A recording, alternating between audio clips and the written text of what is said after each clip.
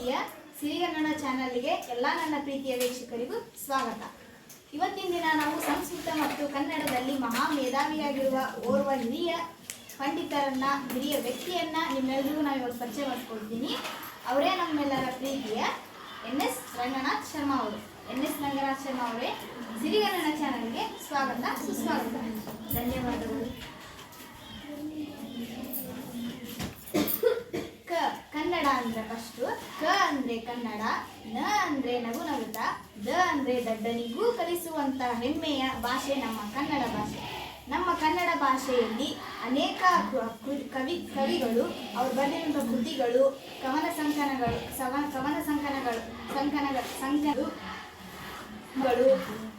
ಕವನಗಳ ಮೂಲಕ ಕನ್ನಡ ಹಿರಿಮೆಯನ್ನ ರಚಿಸಿದ್ದಾರೆ. ಅವರೊಳಗೆ ಇವರು ಒಬ್ಬ ಹೆಮ್ಮೆಯ ಕವಿ ಅಂತ ಹೇಳಕ್ ಇಷ್ಟಪಡ್ತೀನಿ. ಇವರ ಜೀವನ, ಇವ್ರ ವಿದ್ಯಾಭ್ಯಾಸ, ಇವ್ರು ಬರೆದಂಥ ಕೃತಿಗಳಿಗೆ ಲಭಿಸಿರುವಂಥ ಪ್ರಶಸ್ತಿಗಳನ್ನು ಇವತ್ತು ನಾವು ನಿಮ್ಗೆಲ್ರಿಗೂ ತಿಳಿಸ್ಕೊಡ್ತೀವಿ. ಎನ್.ಎಸ್. ರಂಗನಾಥ್ ಶರ್ಮಾ ಅವರೇ, ನಿಮ್ಮ ಜನನದ ಬಗ್ಗೆ ನಮ್ಮ ವೀಕ್ಷಕರಿಗೆಲ್ಲರಿಗೂ ತಿಳಿಸ್ಕೊಡ್ಬೇಕಂತ ಇಷ್ಟಪಡ್ತೀನಿ. ಜನನ ಶಿವಮೊಗ್ಗ ಜಿಲ್ಲೆಯ ಸೊರಬ ತಾಲೂಕಿನ ನಡಹಳ್ಳಿ ಗ್ರಾಮದಲ್ಲಿ 1916ರಲ್ಲಿ ಜನವರಿ 7ರಂದು ಜನಿಸಿದರು. ನೀವು ಕನ್ನಡ ಮತ್ತು ಸಂಸ್ಕೃತದಲ್ಲಿ ವಿದ್ವಾಂಸರಾಗಿರೋದಕ್ಕ ನಿಮ್ಗೆ ಸ್ಫೂರ್ತಿಯಾಗಿರೋ ವ್ಯಕ್ತಿಗಳು, ನಿಮ್ಮ ವಿದ್ಯಾಭ್ಯಾಸದ ಬಗ್ಗೆ ಕೇಳಕ್ಕೆ ಇಷ್ಟಪಡ್ತೀವಿ. ನಮ್ಮ ತಂದೆ ಹಾಗೂ ನಮ್ಮ ಚಿಕ್ಕಪ್ಪನವರು ವಿದ್ವಾಂಸರಾದ ಕಾರಣ ನನಗೆ ಇದು ಒಂದು ಸ್ಫೂರ್ತಿಯಾಗಿದೆ. ನಿಮ್ಮ ವಿದ್ಯಾಭ್ಯಾಸವನ್ನು ಹೇಗೆ ಮುಕ್ತಾಯಗೊಳಿಸಿದ್ರಿ? ಬೇಲೂರಿನ ಸಂಸ್ಕೃತ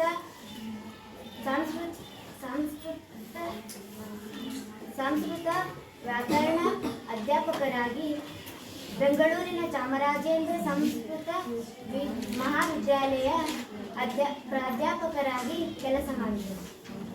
ನೀವು ಕನ್ನಡದಲ್ಲಿ ಹಲವಾರು ಕೃತಿಗಳನ್ನ ಬರೆದಿರುವಂತ ಕೇಳ್ಪಟ್ಟಿದ್ದೀವಿ. ಕನ್ನಡದ ಕೃತಿಗಳನ್ನ ನಮ್ಮ ವೀಕ್ಷಕರಿಗೆ ತಿಳಿಸ್ಕೊಡಿ.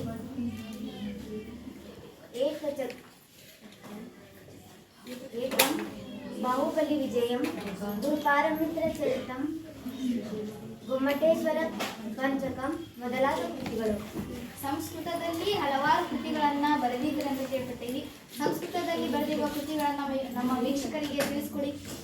ಭಾಷಾಂತರ ಪದ, ಲೌಕಿಕ ನ್ಯಾಯಗಳು,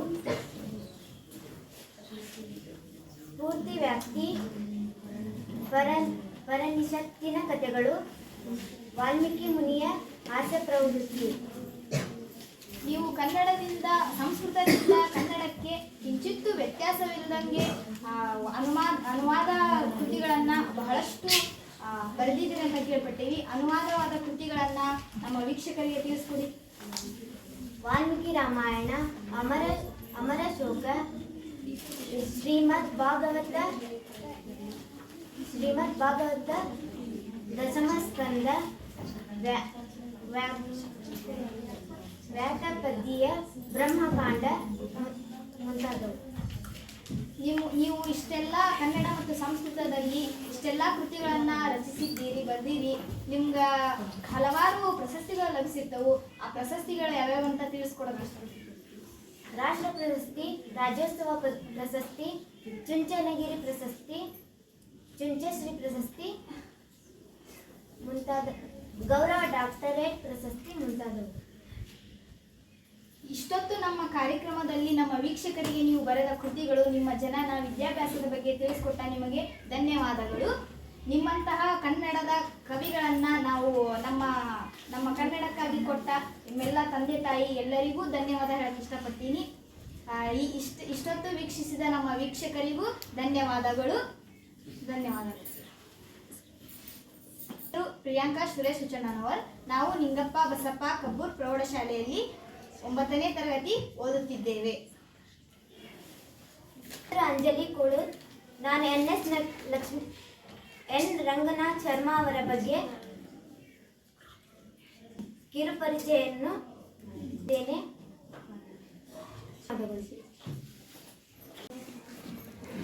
ಈ ಪಾಠ ಭಾಗವನ್ನು ಶ್ರೀಮದ್ ವಾಲ್ಮೀಕಿ ರಾಮಾಯಣದ ಅಯೋಧ್ಯಾಕಾಂಡದ 100ನೇ ಸರ್ಗದಿಂದ ಆಯ್ದುಕೊಳ್ಳಲಾಗಿದೆ. ಪಿತೃವಾಕ್ಯ ಪರಿಪಾಲನೆಗೆ ಬದ್ಧನಾಗಿ ವನವಾಸಕ್ಕೆ ಹೋದ ರಾಮನನ್ನು ಮರಳಿ ಕರೆತರುತ್ತೇನೆ ಎಂದು ಹಠತೊಟ್ಟು ಭರತನು ರಾಮನ ಭೇಟಿಗಾಗಿ ಚಿತ್ರಕೂಟಕ್ಕೆ ಬರುತ್ತಾನೆ. ಭರತನು ಅಣ್ಣನಂತೆಯೇ ಜಟಾಧಾರಿಯಾಗಿ ನಾರು ಬಟ್ಟೆಯನ್ನುಟ್ಟು ಬಂದಿರುತ್ತಾನೆ. ಭರತನನ್ನು ಆಲಂಗಿಸಿದ ರಾಮನು ಕುಶಲ ಪ್ರಶ್ನೆಗಳನ್ನು ಕೇಳತೊಡಗುತ್ತಾನೆ. ಭರತನನ್ನು ವಾತ್ಸಲ್ಯದಿಂದ ವಿಚಾರಿಸುವ ರಾಮನ ಮಾತುಗಳಲ್ಲಿ ವಾಲ್ಮೀಕಿ ಮಹರ್ಷಿಗಳು ಆದರ್ಶ ರಾಜ್ಯಭಾರದ ಒಂದು ಪೂರ್ಣ ಚಿತ್ರಣವನ್ನು 76 ಶ್ಲೋಕಗಳಲ್ಲಿ ಕಟ್ಟಿಕೊಡುತ್ತಾರೆ. ರಾಮ ಭರತರ ಈ ಸಂವಾದವು ಮಿತ್ರ ಸಂಹಿತಾ ಶೈಲಿಯಲ್ಲಿ ಬಂದಿದೆ. ರಾಮನ ಮಾತು ಅವನ ವ್ಯಕ್ತಿತ್ವದಂತೆಯೇ ಮೃದು. ಭರತನು ದೇಶದ ಆಡಳಿತದಲ್ಲಿ ವಹಿಸಬೇಕಾದ ಎಚ್ಚರಿಕೆಗಳೇನೇನೋ ಎಂಬ ರಾಜನೀತಿ, ದಂಡನೀತಿ, ವ್ಯವಹಾರ ನೀತಿಗಳ ಉಲ್ಲೇಖವನ್ನು ಮಾಡುತ್ತಲೇ ನೀನು ಹೀಗೆ ಮಾಡು ಎಂದು ಆಗ್ರಹಿಸದೆ ನೀನು ಹೀಗೆ ಮಾಡುತ್ತೀಯಷ್ಟೇ ಎನ್ನುವ ಅನುನಯನದಲ್ಲಿ ಉಪದೇಶಿಸುತ್ತಾನೆ. ಸತ್ಯವನ್ನು ಪ್ರಿಯವಾಗಿ ಹೇಗೆ ಹೇಳಬೇಕೆಂಬುದಕ್ಕೆ ಇದು ಅತ್ಯುತ್ತಮವಾದ ನಿದರ್ಶನ. ಆದರ್ಶವಾದ ರಾಜ್ಯದ ನಿರ್ವಹಣೆ ಹೇಗೆಂಬುದರ ಸಮಗ್ರವಾದ ಮಾಹಿತಿಯನ್ನು ವಾಲ್ಮೀಕಿ ಮಹರ್ಷಿಗಳು ರಾಮನ ಮಾತಿನಲ್ಲಿ ಅಡಕಿಸಿದ್ದಾರೆ. ಪ್ರಜಾ ಪರಿಪಾಲನೆಯ ಭಾರತೀಯ ಚಿಂತನೆಗೆ ಇಲ್ಲಿಯ ರಾಮೋಕ್ತಿಗಳು ಸಾರ್ವಕಾಲಿಕವಾದ ನಿದರ್ಶನವಾಗಿವೆ. ಒಂದೊಂದು ವಾಕ್ಯವೂ ಚಿಂತನ ದೃಷ್ಟಿಯಲ್ಲೂ ಎಂದೆಂದಿಗೂ ಸತ್ಯವೂ ಶಾಶ್ವತವೂ ಆದ ಮೌಲ್ಯಗಳನ್ನು ಪ್ರತಿಪಾದಿಸುತ್ತವೆ. ರಾಮರಾಜ್ಯವೆಂಬುದು ಹೇಗಿರಬೇಕು ಎಂಬುದಕ್ಕೆ ಭರತನೊಡನೆ ರಾಮನಾಡುವ ಮಾತುಗಳಲ್ಲಿಯೇ ಸ್ಪಷ್ಟವಾದ ಉತ್ತರವಿದೆ. ಇದಕ್ಕೆ 9ನೇ ತರಗತಿಯ ವಿದ್ಯಾರ್ಥಿಗಳು ಚಿತ್ರರೂಪವನ್ನು ನೀಡುತ್ತಿದ್ದಾರೆ. 9ನೇ ತರಗತಿಯ ವಿದ್ಯಾರ್ಥಿಗಳಿಂದ ಇದೀಗ ಪ್ರದರ್ಶನ. ಚಿತ್ರಕೂಟದ ಪರಿಸರ ಎಷ್ಟು ಚೆನ್ನಾಗಿದೆ. ಎಲ್ಲೋ ಎಲ್ಲೋ ನನ್ನ ಅಣ್ಣ ತಂಗಿರಬಹುದು. ಸಹೋದರ ಸಹೋದರ, ಶ್ರೀರಾಮ ಶ್ರೀರಾಮ.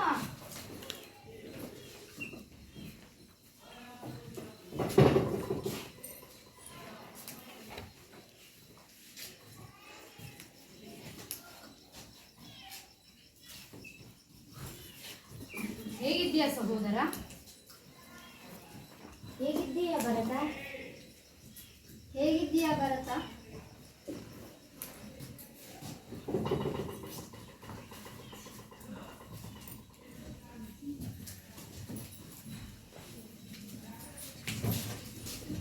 ಕುಳಿತುಕೋ ಸಹೋದರ.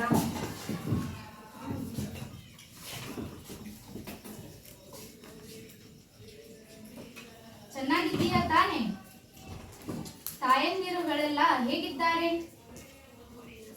ಆಡಳಿತ ಸುಭಿಕ್ಷವಾಗಿ ನಡೆಯುತ್ತಿದೆಯಾ? ನೋಡು ಭರತ, ರಾಜ್ಯವನ್ನು ಆಳತಕ್ಕವರಿಗೆ ಮಂತ್ರಾಲೋಚನೆಯೇ ಜಯಕ್ಕೆ ಮೂಲ ಕಾರಣವಾದದ್ದು.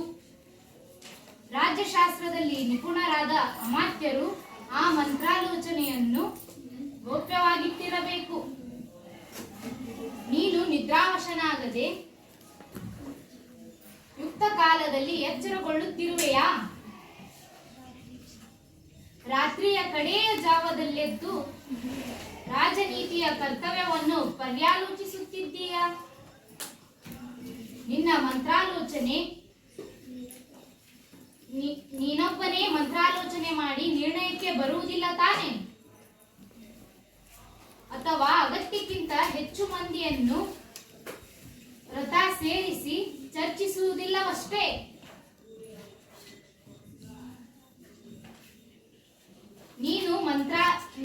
ನಿನ್ನ ಮಂತ್ರಾಲೋಚನೆಯು ಕಾರ್ಯರೂಪಕ್ಕೆ ಬರುವುದರೊಳಗೆ ರಾಷ್ಟ್ರದಲ್ಲಿ ಬಹಿರಂಗವಾಗುವುದಿಲ್ಲವಷ್ಟೇ.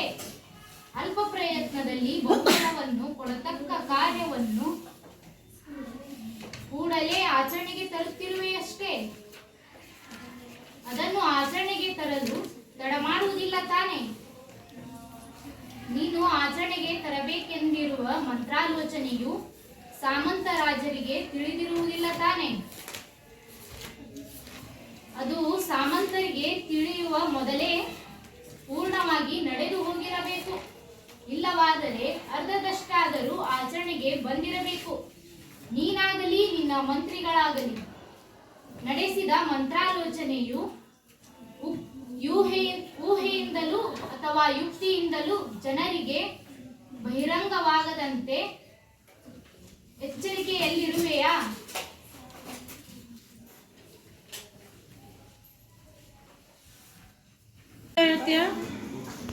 ಭರತ, ರಾಜನಾದವನು ರಾಜನಲ್ಲಿ ಸಂಭವಿಸಬಹುದಾದ ದೋಷಗಳು 14. ಅವು ನಾಸ್ತಿಕ ಬುದ್ಧಿ, ಸುಳ್ಳು, ಸಿಟ್ಟು, ಅನವಧಾನ, ಚಟುವಟಿಕೆ ಇಲ್ಲದೆ ಕೆಲಸವನ್ನು ತಡ ಮಾಡುವುದು, ಸೋಮಾರಿತನ,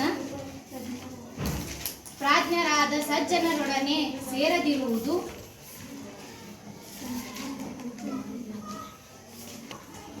ಇಂದ್ರಿಯಗಳಿಗೆ ಅಧೀನನಾಗಿ ಇಂದ್ರಿಯ ಚಾಪಲ್ಯದಲ್ಲಿ ತೊಡಗಿಕೊಳ್ಳುವುದು, ಮಂತ್ರಿಗಳೊಡನೆ ಸಮಾಲೋಚಿಸದೆ ರಾಜ್ಯ ಕಾರ್ಯಗಳಲ್ಲಿ ತಾನೊಬ್ಬನೇ ನಿರ್ಧಾರವನ್ನು ತೆಗೆದುಕೊಳ್ಳುವುದು,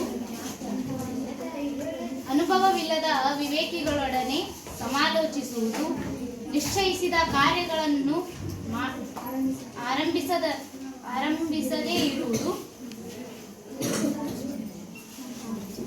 ಮಂತ್ರಾಲೋಚನೆಯು ರಹಸ್ಯವಾಗಿಡದೆ ಬಹಿರಂಗ ಮಾಡುವುದು, ಮಂಗಳಕರವಾದ ಶುಭ ಕಾರ್ಯವನ್ನು ಮಾಡದಿರುವುದು, ಹಾಗೂ ಶತ್ರುಗಳ ಮೇಲೆ ಏಕಕಾಲದಲ್ಲಿ ಯುದ್ಧಾರಂಭ. ಈ 14 ರಾಜದೋಷಗಳಿಗೆ ನೀನು ಅವಕಾಶ ಮಾಡಿಕೊಡಬೇಡ.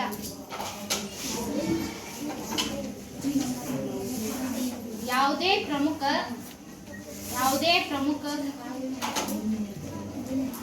ಪ್ರಮುಖ ನಿರ್ಣಯಕ್ಕೆ ಮೊದಲು ನಾಲ್ವರು ಪ್ರಾಜ್ಞ ಮಂತ್ರಿಗಳೊಡನೆ ರಾಜನಾದವನು ಒಟ್ಟಿಗೆ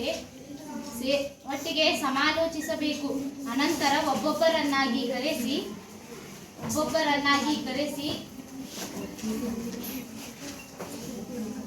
ಪ್ರತ್ಯೇಕವಾಗಿ ಅವರ ಅಭಿಪ್ರಾಯವನ್ನು ತಿಳಿದುಕೊಳ್ಳುವುದು. ನೀನು ಹೀಗೆ ಮಾಡುತ್ತೀಯಾ?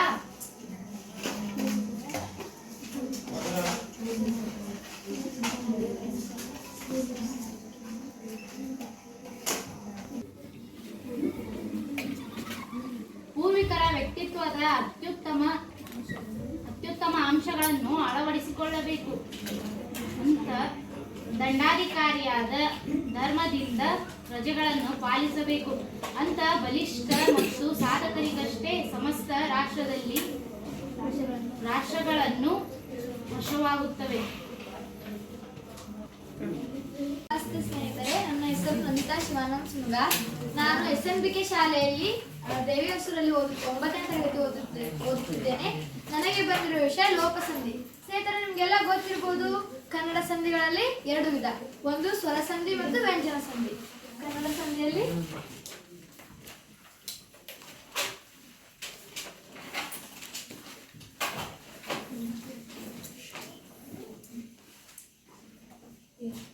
ಒಂದು ಸ್ವರ ಸಂಧಿ, ಇನ್ನೊಂದು ವ್ಯಂಜನ ಸಂಧಿ.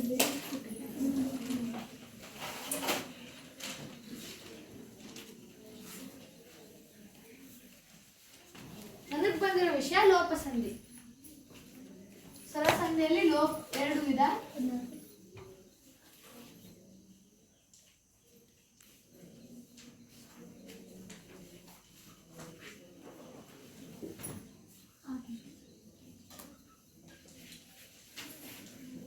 ಆಗಮ ಸಂಧಿ,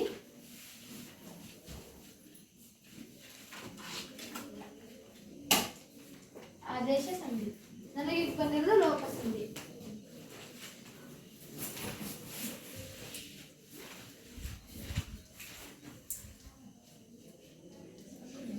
ಲೋಪ ಅಂದ್ರೆ ಯಾರು ಗೊತ್ತಾ? ಯಾರು ಹೇಳ್ತೀವಿ? ಕಳೆದು ಹೋಗುವುದು. ಲೋಪ ಅಂದ್ರೆ ಕಳೆದು ಹೋಗುವುದು. ಲೋಪದ ಸೂತ್ರ ಯಾರಿಗೆ ಗೊತ್ತಾ? ಲೋಪ ಅಂದ್ರೆ ಏನು?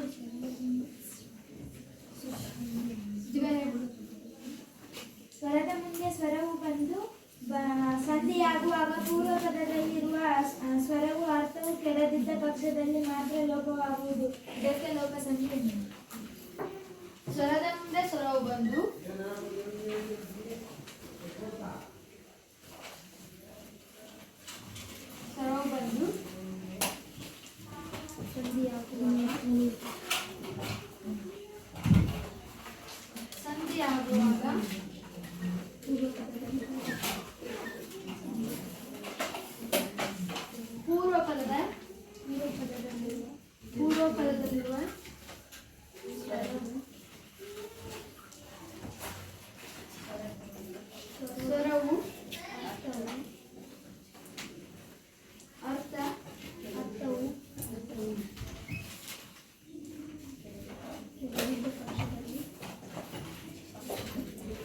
ಕೆಡದಿದ್ದ ಪಕ್ಷದಲ್ಲಿ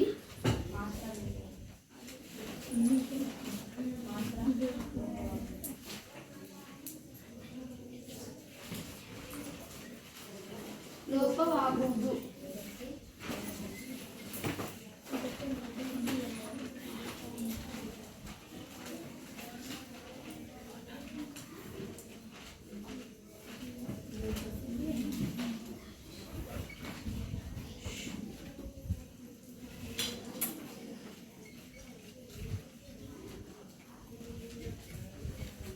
ಹಾಗಾದ್ರೆ ಲೋಪ ಸಂಧಿ ಎಂದರೇನು?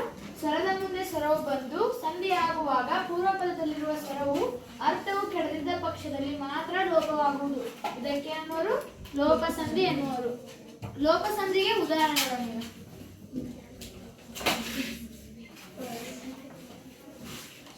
ಇಲ್ಲಿ ಏನ್ ಬರ್ತೈತಿ? ಪೂರ್ವ ಪದ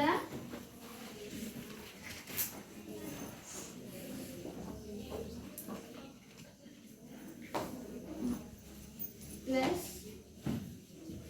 ಉತ್ತರ ಪದ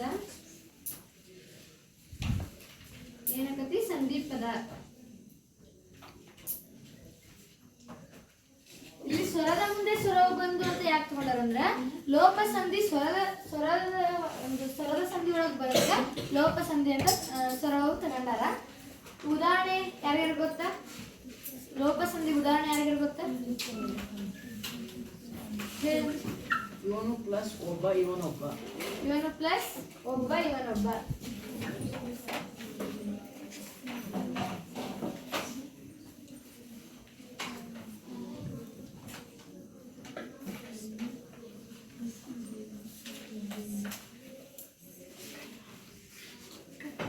ಒಬ್ಬ ಇವನೊಬ್ಬ ಏನಾಯ್ತು? ಇವನೊಬ್ಬ ಆಯ್ತು. ನೂ ಯಾಕಾರ್ದಾಗೈತಿ? ಇಲ್ಲಿ ಊಕಾರ ಸೇರಿ ಹೊಸ ಪದ ಸೃಷ್ಟಿ ಆಯ್ತು. ಅದಕ್ಕೆ ಏನಾಯ್ತು? ಇಲ್ಲಿ ಇವನೊಬ್ಬ ಆಯ್ತು. ಇನ್ನೊಂದು ಉದಾಹರಣೆ ಯಾರು ಹೇಳ್ತೀರಿ? ಬೆಳಿಗ್ಗೆ ಪ್ಲಸ್ ಆಗಿ ಅಲ್ಲ, ಬೆಳಗ್ಗೆ ಪ್ಲಸ್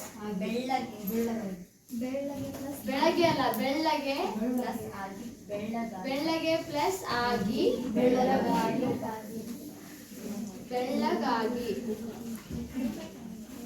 ಇಲ್ಲಿ ಗೆ ಪದ ಯಾವ ಸ್ವರ ಐತಿ?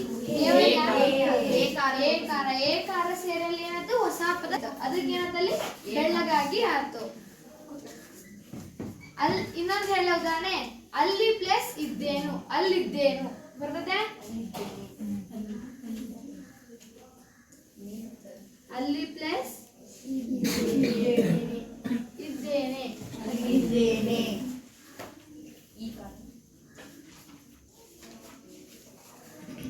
ಇಲ್ಲಿ ಐತಿ. ಇದ್ರಾಗ ಯಾವ ಕಾಲ ಐತಿ? ಈ ಕಾಲದೊಳಗ ಹೊಸ ಪದ ಸೃಷ್ಟಿಯಾಗಿ ಏನಾಯ್ತು? ಅಲ್ಲಿದ್ದೇನೆ ಆಯ್ತು. ಇನ್ನೊಂದು ಯಾರು ಹೇಳ್ತೀರಾ? ಉದಾಹರಣೆ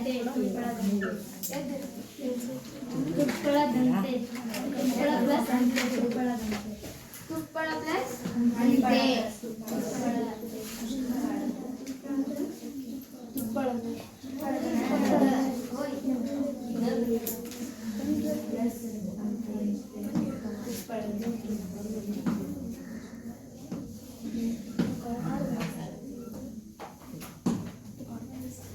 ಒಳಗೆ ಯಾಕಾರ ಐತಿ?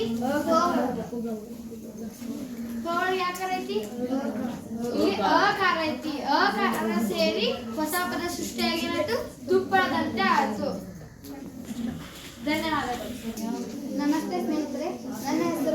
ಸಂದರ್ಭ ವಿಷ್ಟಪ್ನವಲ್ಲ.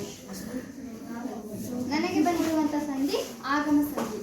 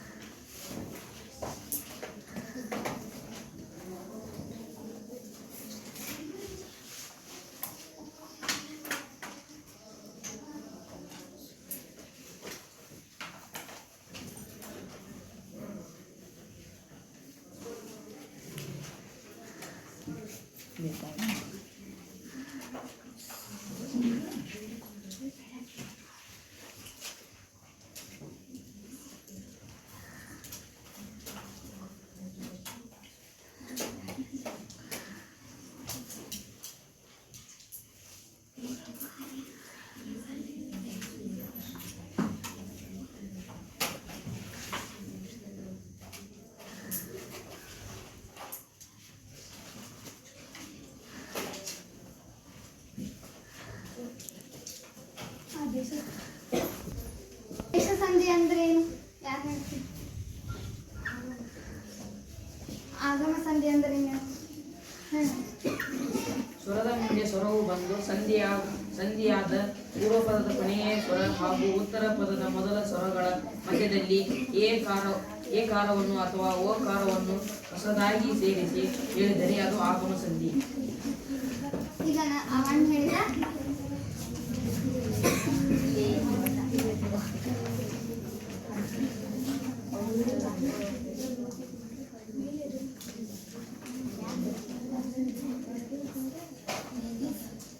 ಸ್ವರದ ಮುಂದೆ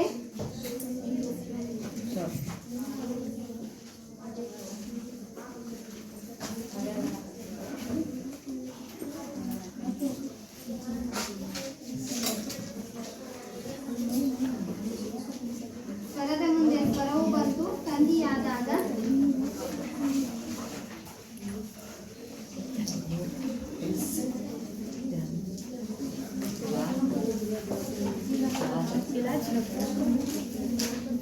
ಪೂರ್ವ ಪದದ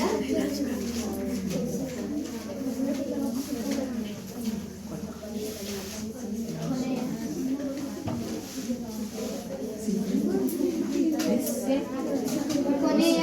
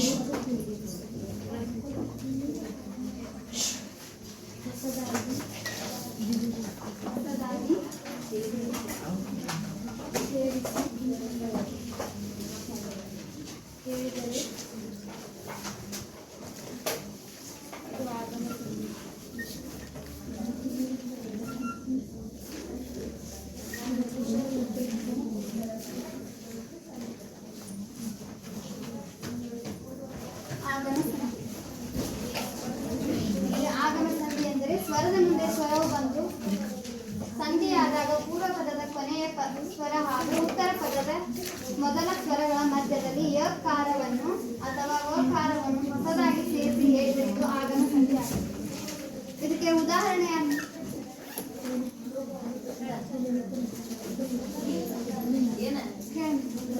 ಹಳ್ಳಿ ಪ್ಲಸ್ ಅಲ್ಲಿ ಹಳ್ಳಿಯಲ್ಲಿ. ಈಗ ಏನು ಹೇಳಿದ್ರು ಹಳ್ಳಿ ಪ್ಲಸ್ ಅಲ್ಲಿ ಹಳ್ಳಿಯಲ್ಲಿ.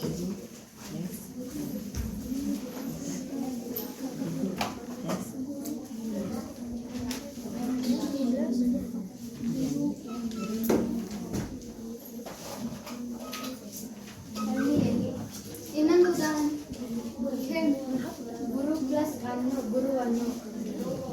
ಗುರು ಪ್ಲಸ್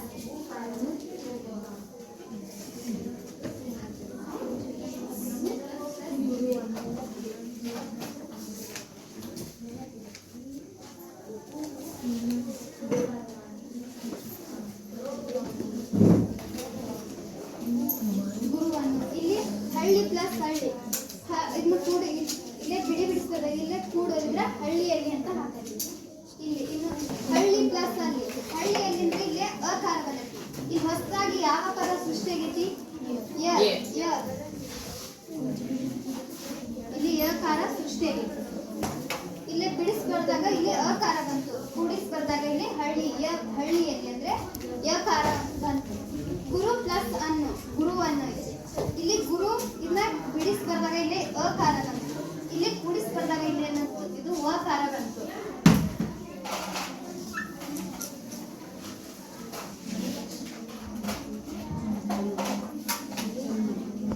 ಅಲ್ಲಿ ಇಲ್ಲಿ ಹಳ್ಳಿಗ ಯಾಕಾರ ಬಂತು?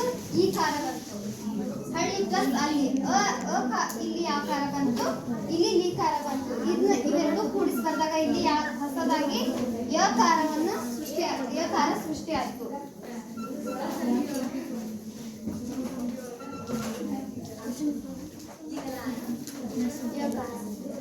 ಇಲ್ಲಿ ಗುರು ಪ್ಲಸ್ ಅನ್ನು ಗುರುವನ್ನು ಅಂತ ಇದು.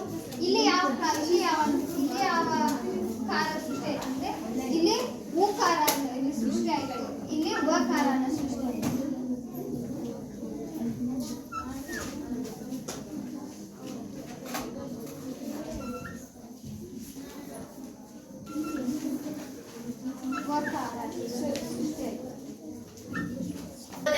ನನ್ನ ಹೆಸರು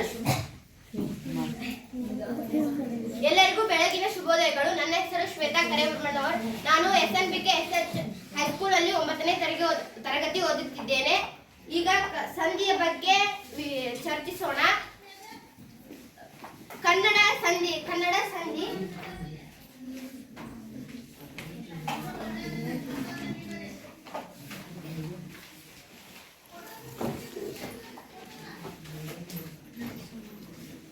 ಸಂಧಿಯಲ್ಲಿ ಸ್ವರ ಸಂಧಿ, ವ್ಯಂಜನ ಸಂಧಿ ಬರ್ತೈತಿ.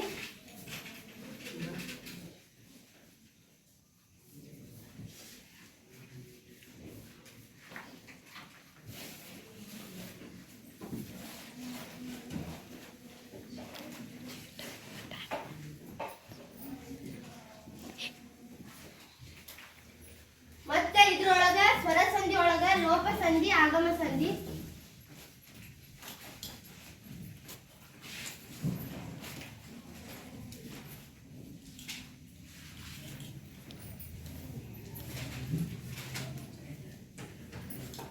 ವ್ಯಂಜನ ಸಂಧಿ ಒಳಗ ಆದೇಶ ಸಂಧಿ,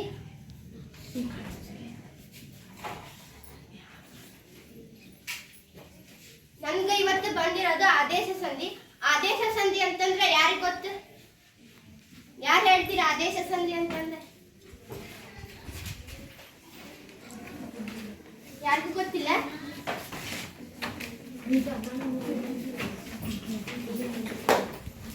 ಯಾರು ಹೇಳ್ತೀರಿ?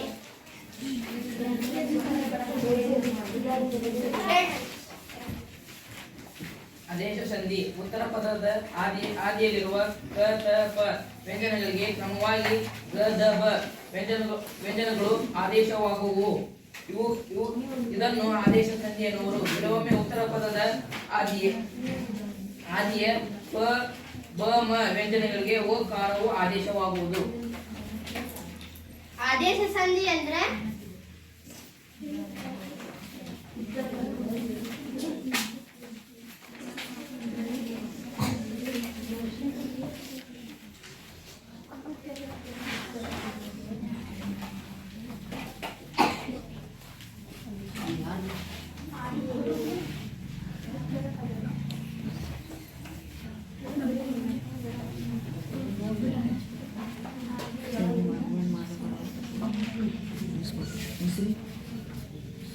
ಆದಿಯಲ್ಲಿರುವ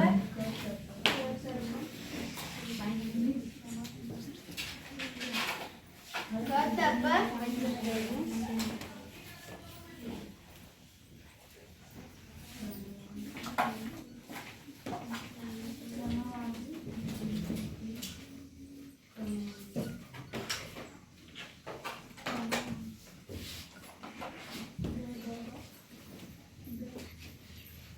ಅನ್ಕೊಂತ ಬರೆಯಮ್ಮ. ಗದಬ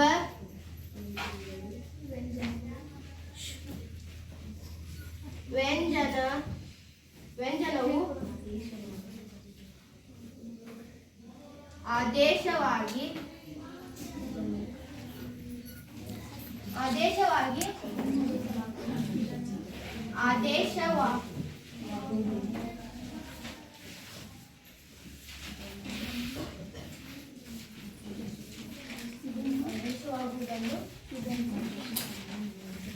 ಆದೇಶವಾಗುವುದನ್ನು ಆದೇಶ ಸಂಧಿ ಎನ್ನುವರು.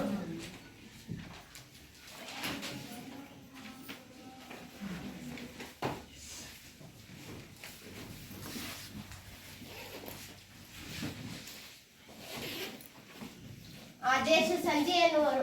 ಉತ್ತರ ಪದವು ಕತಬ ವ್ಯಂಜನಗಳಿಗೆ ಕ್ರಮವಾಗಿ ಗತಬ ವ್ಯಂಜನವು ಆದೇಶವಾಗುವುದನ್ನು ಆದೇಶ ಸಂಧಿ ಎನ್ನುವರು. ಮತ್ತೆ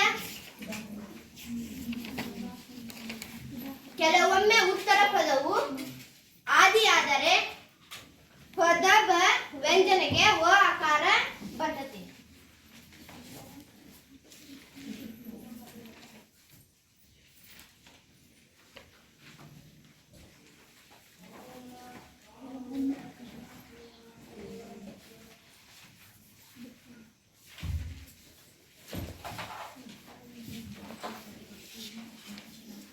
ಕೆಲವೊಮ್ಮೆ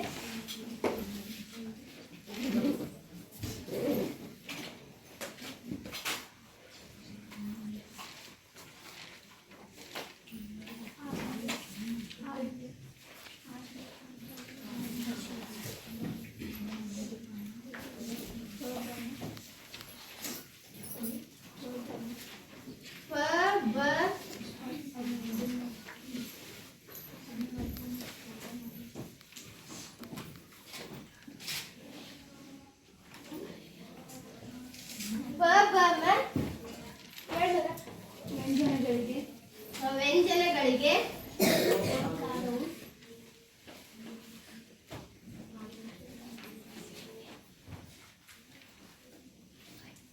ವ್ಯಂಜನಗಳಿಗೆ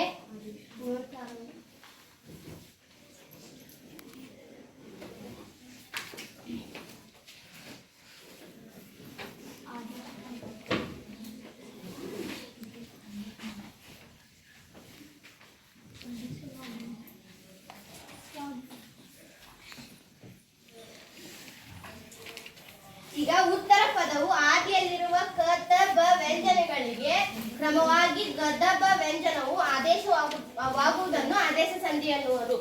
ಇದ್ರೊಳಗ ಕೆಲವೊಮ್ಮೆ ಉತ್ತರ ಪದವು ಪದ ಮ ವ್ಯಂಜನಗಳಿಗೆ ವಕಾರ ಆಸತಿ, ಅದಕ್ಕೆ ಆದೇಶ ಸಂಧಿ ಎನ್ನುವರು. ಉದಾಹರಣೆ ಹೇಳ್ತೀರಿ?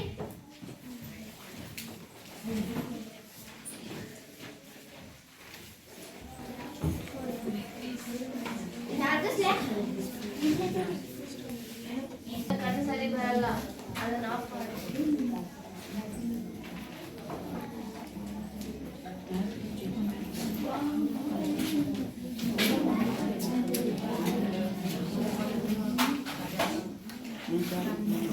ಅಂತ ಬರೆಯಮ್ಮ.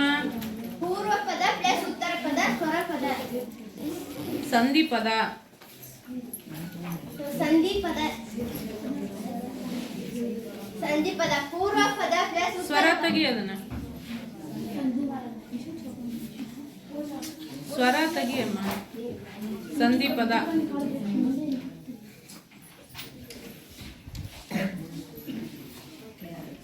ಪೂರ್ವ ಪದ ಪ್ಲಸ್ ಉತ್ತರ ಪದ ಸಂಧಿ ಪದ. ಸ್ವರ ಪದ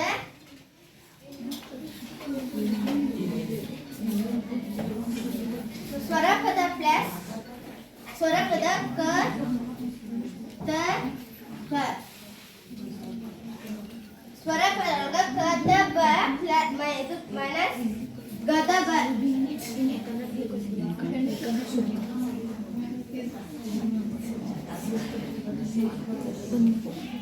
ಉತ್ತರ ಪದೊಳಗ ಸಂಧಿ ಪದ ಜೊತೆ ಸ್ವರ ಪದೊಳಗ ಕದಬ ಗದ.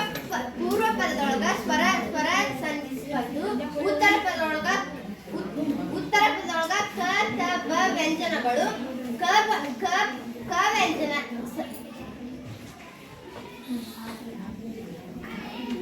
ಬಂದಾಗ ಗ, ತ ಬಂದಾಗ ದ, ಬ ಬಂದಾಗ ಗ. ಇವು ವ ಆಕಾರ ಆಗಿ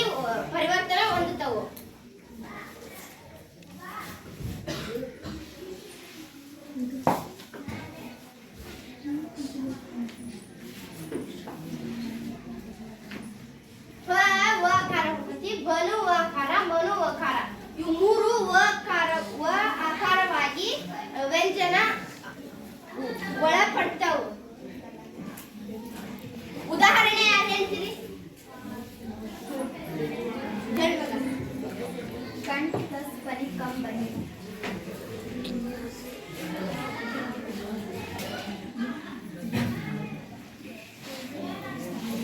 ಕಣ್ ಪ್ಲಸ್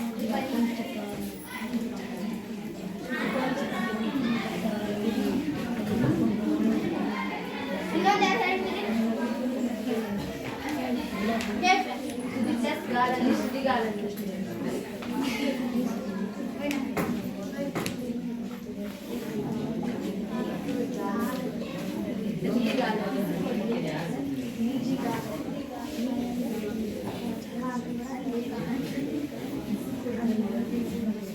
ಇನ್ನೊಂದು ಯಾರು ಹೇಳ್ತೀರಿ? ಹೇಳಿ. ಒಬ್ರು ಹೇಳ್ತೀರಿ.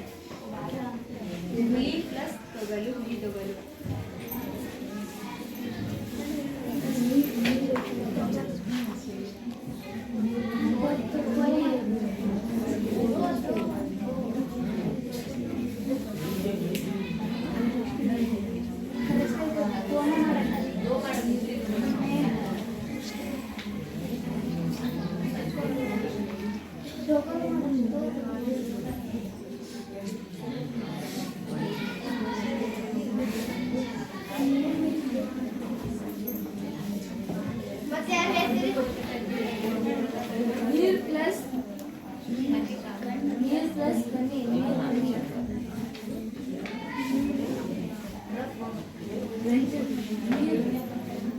ಪ್ಲಸ್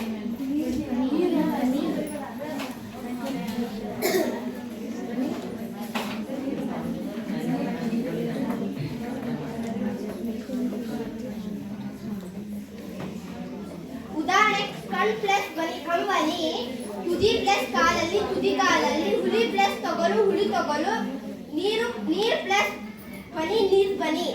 ಇದ್ರೊಳಗ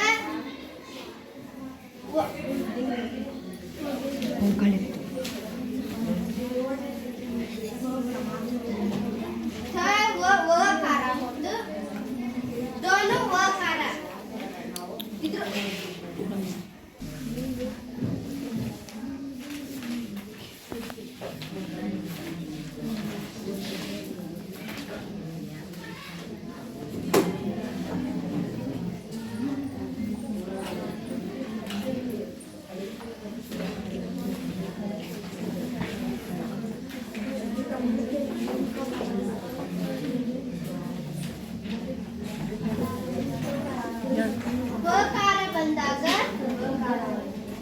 ಬಕಾರ ಬಂದಾಗ ಬಕಾರ ಆತು. ಕಾರ ಬಂದಾಗ ಗಪಾರವಾತು. ಕಾರ ಬಂದಾಗ ದಕಾರವಾತು. ಕಾರ ಬಂದಾಗ ದಕಾರ ಆತು. ಎಲ್ಲರಿಗೂ ಧನ್ಯವಾದಗಳು.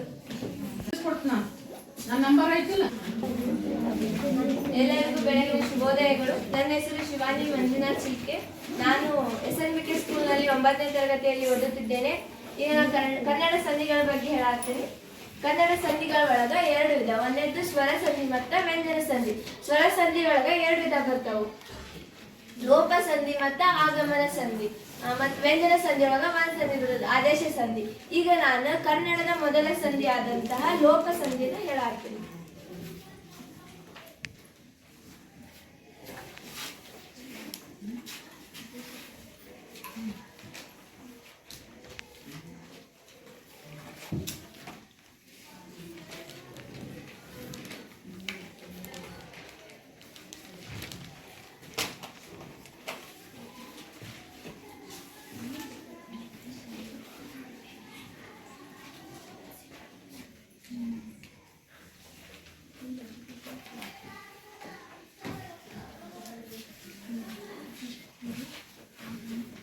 ವ್ಯಂಜನ ಸಂಧಿ. ಸ್ವರ ಸಂಧಿ ಒಳಗ 2 ವಿಧ.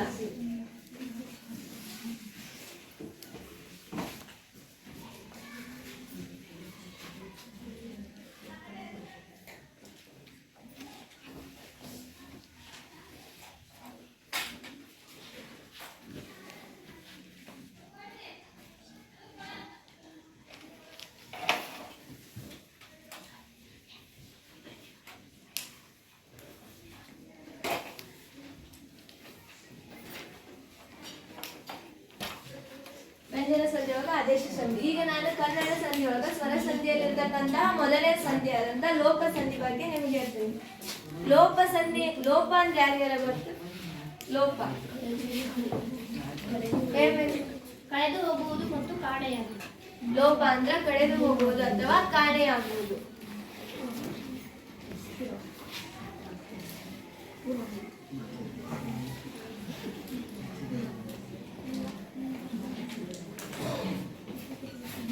ಫಸ್ಟ್ ಲೋಪ ಪದದ ಅರ್ಥ ಬರೆಯಿರಿ.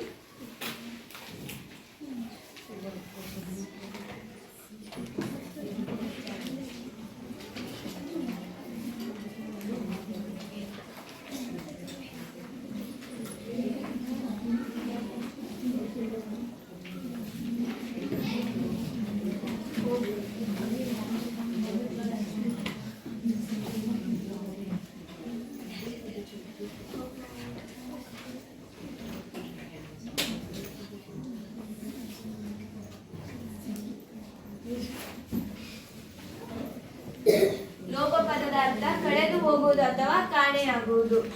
ಲೋಪ ಸಂಧಿ ಅಂದ್ರೆ ಗೊತ್ತಾ? ಯಾರ ಲೋಪ ಸಂಧಿ ಅಂತ ಹೇಳ್ತೀರಿ? ಹೇಳಿ. ಸ್ವರದ ಮುಂದೆ ಸ್ವರವು ಬಂದು ಸಂಧಿಯಾಗುವಾಗ ಪೂರ್ವ ಪದದಲ್ಲಿರುವ ಸ್ವರವು ಅರ್ಥವು ಕೆಡದಿದ್ದ ಪಕ್ಷದಲ್ಲಿ ಮಾತ್ರ ಲೋಪವಾದರೆ ಅದನ್ನು ಲೋಪಸಂಧಿ ಎನ್ನುವುದು. ಸ್ವರದ ಮುಂದೆ ಸ್ವರವು ಬಂದು ಸಂಧಿಯಾಗುವಾಗ ಉತ್ತರ ಪದದಲ್ಲಿರ್ತಕ್ಕಂತಹ ಅಕ್ಷರ, ಪೂರ್ವ ಪದದಲ್ಲಿರ್ತಕ್ಕಂತಹ ಅಕ್ಷರವು ಅರ್ಥ ಕೆಡದಂತೆ ಲೋಪವಾಗುವುದಕ್ಕ ಲೋಪ ಸಂಧಿ ಅಂತ ಕರೀತಾರೆ. ಈ ಲೋಪ ಸಂಧಿ ಸೂತ್ರ ಬರೆಯಿರಿ.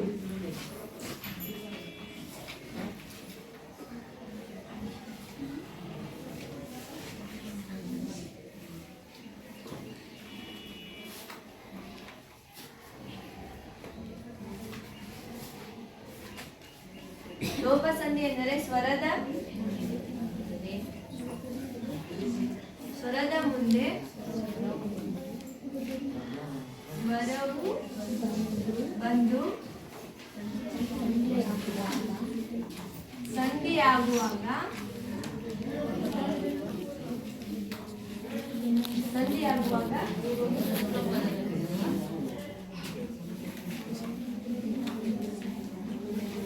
ಪೂರ್ವ ಪದದಲ್ಲಿರುವ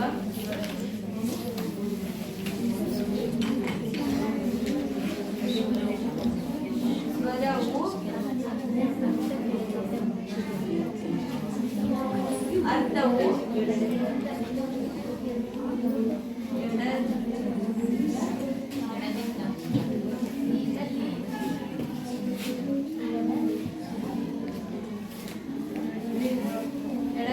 ಪಕ್ಷದಲ್ಲಿ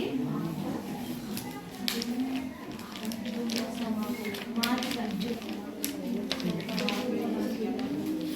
ಲೋಪವಾಗುವುದು. ಇದಕ್ಕೆ ಜೋರಾಗಿ ಹೇಳಮ್ಮ. ಲೋಪ ಸಂಧಿ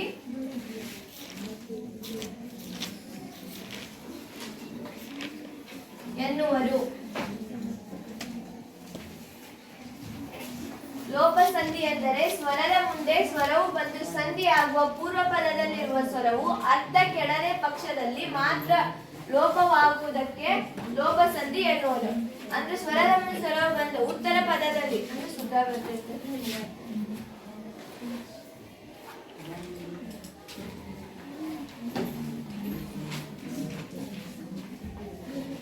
ಪೂರ್ವ ಪದ ಪ್ಲಸ್ ಉತ್ತರ ಪದ ಇಸ್ ಈಕ್ವಲ್ ಟು ಸಂಧಿ ಪದ.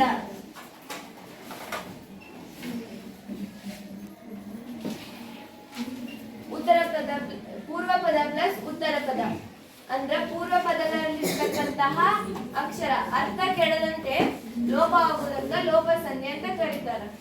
ಯಾರ್ಯಾರ ಉದಾಹರಣೆ ಗೊತ್ತ? ಉದಾಹರಣೆ ಹೇಳ್ತೀನಿ. ಲೋಪ ಸಂಧಿ ಉದಾಹರಣೆ ಹೇಳ್ತಾರೆ. ನೆನಪಿದೆ, ನೆನಪು ಪ್ಲಸ್ ಇದೆ, ನೆನಪಿದೆ.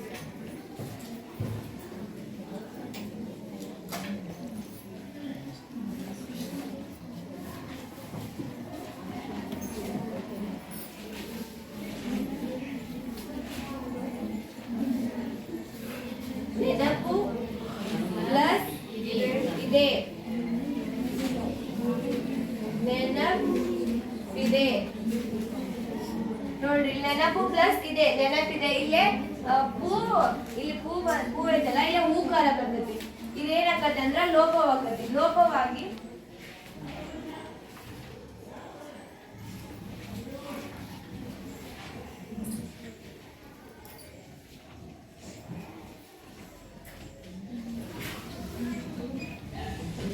ಇಲ್ಲೇನಾಗತ್ತಂದ್ರ ಪೂ ಲೋಪ ಆಗ್ತದೆ. ನೋಡ್ರಿ ನೆನಪು ಪ್ಲಸ್ ಇದೆ, ನೆನಪಿದೆ. ಯಾಕಂದ್ರೆ ಇಲ್ಲ ಪೂ ಲೋಪ ಆದಂದ್ರ ಅದು ಕಾಣೆ ಆಗ್ತದೆ, ಹೌದಿಲ್ಲ? ಇನ್ನೊಂದು ಯಾರಿಗಾರ ಗೊತ್ತು ಉದಾಹರಣೆ?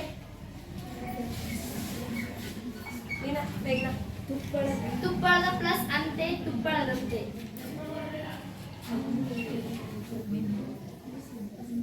ತುಪ್ಪಳದ ಪ್ಲಸ್ ಅಂತೆ.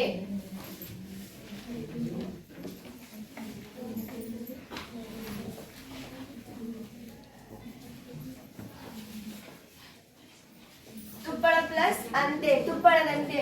ಇಲ್ಲೇ ಏನು ಲೋಪ ಆತಂತ ಯಾರ ಹೇಳ್ತೀರಿ? ಹೇಳ್ರಿ. ಎಲ್ಲ ಕತೆ ದೊಡ್ಡದು ಅಕಾರ ಆಗ್ತದಲ್ಲ, ಇಲ್ಲಿ ಅಕಾರ ಲೋಪವಾಗ್ತದೆ.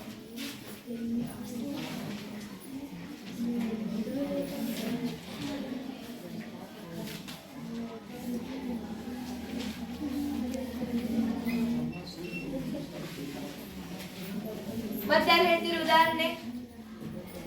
ಹೇಳಿ. ನೆನಪು ಪ್ಲಸ್ ಇಲ್ಲ ನೆನಪಿಲ್ಲ.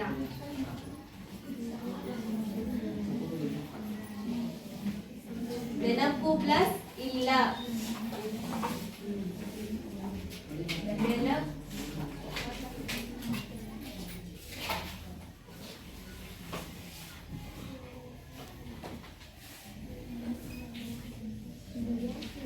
ನೆನಪು ಪ್ಲಸ್ ಇಲ್ಲ, ನೆನಪಿಲ್ಲ. ಇಲ್ಲೇನ್ ಲೋಪ ಅಂತ ಯಾರು ಹೇಳ್ತೀರಿ? ಏನಾದ್ರು ಇಲ್ಲೇ ಹೂಕಾರ ಐತಲ್ಲ, ಹೂತ್ರ, ಅದಕ್ಕೆ ಇದು ಹೂಕಾರ ಲೋಪ ಆಗ್ತದೆ.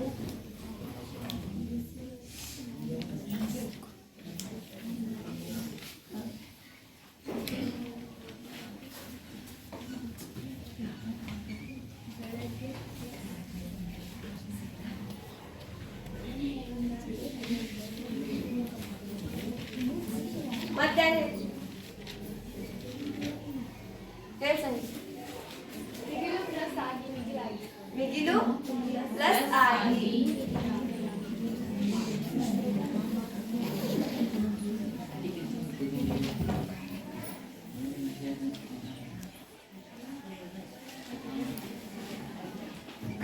ಮಿಗಿಲು ಪ್ಲಸ್ ಆಗಿ, ಮಿಗಿಲಾಗಿ. ಇಲ್ಲಿ ಏನ್ ಲೋಪ ಆದಂತ ಯಾರು ಹೇಳ್ತೀರಿ? ಉಕಾರ ಲೋಪ ಆಯ್ತು.